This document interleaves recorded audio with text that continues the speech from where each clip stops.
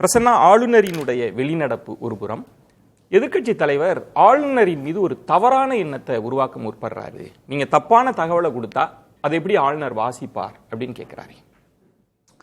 இல்லை, எடப்பாடி அப்படி பேசுறதுல நியாயம் இருக்கு. அவர் எதிர்கட்சி தலைவர், எங்களுக்கு எதிர்கட்சியாக செயல்படுகிறார். அவர் பேசுறதுல, அவர் அரசியல் செய்வதில் நியாயம் இருக்கிறது.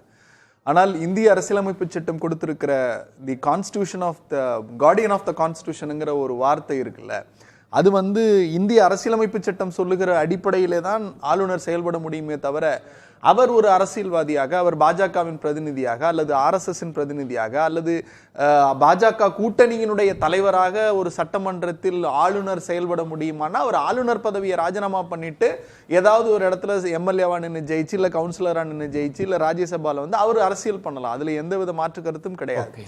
சட்டம் சில வரிமுறைகளை அவருக்கு வகுத்திருக்கிறது.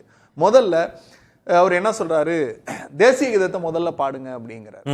நாங்க என்ன சொல்றோம், எங்க சட்டமன்றத்தினுடைய மரபுகளை முடிவு செய்வது சட்டமன்றம் தான். அதுதான் இந்திய அரசியலமைப்பு சட்டம் சொல்லுது. என்னுடைய டே டு டே அஃபேர்ஸை, என்னுடைய மேண்டேட்டை நிர்மாணிக்கிறது ஸ்டேட் லெஜிஸ்லேச்சர் அசெம்பிளி தானே தவிர ஆளுநர் கிடையாது.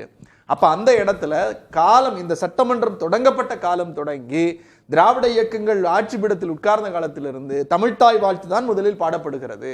தமிழ்தாய் வாழ்த்து பாடப்படுகிற போது அந்த தமிழ்தாய் வாழ்த்தை அரசு பாடலாக முத்தமிழறிஞர் டாக்டர் கலைஞர் அவர்கள் கொண்டு வந்ததிலிருந்து சட்டமன்றம் தொடங்குகிற போது மட்டுமல்ல, எல்லா நிகழ்வும், நீங்க ஸ்கூலுக்கு போவீங்க, நானும் ஸ்கூலுக்கு போயிருக்கேன். நம்ம ஸ்கூல்ல ஒரு நிகழ்ச்சி தொடங்குறோம், முதல்ல என்ன பாடுவோம்? தமிழ்தாய் வாழ்த்து. முடிகிறப்ப தேசிய கீதம். இது பள்ளி பிள்ளைகளிலிருந்து மன்றங்கள் வரைக்கும் அப்படிதான் இருக்கு. அப்ப உங்களுக்கு தேசிய கீதத்தை முதல்ல பாடுங்க அப்படின்னு ஒரு பிரச்சனையை சொல்றாரு. தேசிய கீதத்தை யாரும் பாடலைன்னு சொல்லல. எங்கள் மரபுப்படி, சட்டமன்ற விதிகளின்படி, சட்டமன்ற மரபுகளின்படி, the state legislature can be done his own official duty on his own, not with the governor advice. அப்படி இருக்கிறப்ப தமிழ்தாய் வாழ்த்து முதலிலும் கடைசியா தேசிய கீதம் அப்படிங்கிறப்ப ரெண்டு விஷயம் அவர் ஒண்ணு பண்றாரு. தமிழ்தாய் வாழ்த்துக்கு விரோதமாக செயல்படுகிறார், தமிழர்களுக்கு விரோதமாக செயல்படுகிறார். இரண்டாவது, தேசிய கீதம் நிறைவா பாடுற போது தேசிய கீதத்திற்கான மதிப்பை கூட கொடுக்காம, தேசிய கீதத்தை மதிக்காமல் அவர் வெளியேறுகிறார். இதுல பிரசன்னா, இப்ப எதிர்க்கட்சி தலைவர் சொல்வது, நீங்க ஒரு தவறான எண்ணத்தை அவர் மீது ஏற்படுத்த பாக்குறீங்க.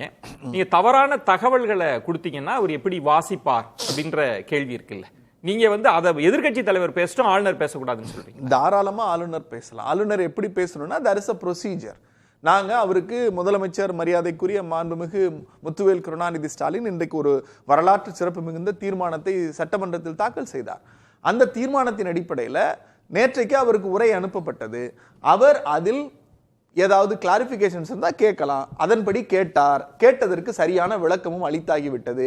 அப்படி அவர் அந்த விளக்கத்திற்கு உடன்படவில்லை என்றால் மீண்டும் அவர் சட்டமன்றத்துக்கு தான் அனுப்ப முடியுமே தவிர பொது வெளியில பேச முடியாது. இந்த உரை என்பது, நான் அம்மையார் ஜெயலலிதா காலத்து உரையை சொல்றேன், எம்ஜிஆர் காலத்து உரையையும் சொல்லுகிறேன், அண்ணா, கலைஞர், காமராஜர், இப்படி எல்லாருடைய உரையிலும் சொல்லுகிறேன். ஆளுநர் உரை என்பது ஒரு மரபு. அந்த இடத்தை அவர் தொடங்கி வைக்கணும். அதன்படி ஆர்டிகல் 176 அவருக்கு என்ன சொல்லுது?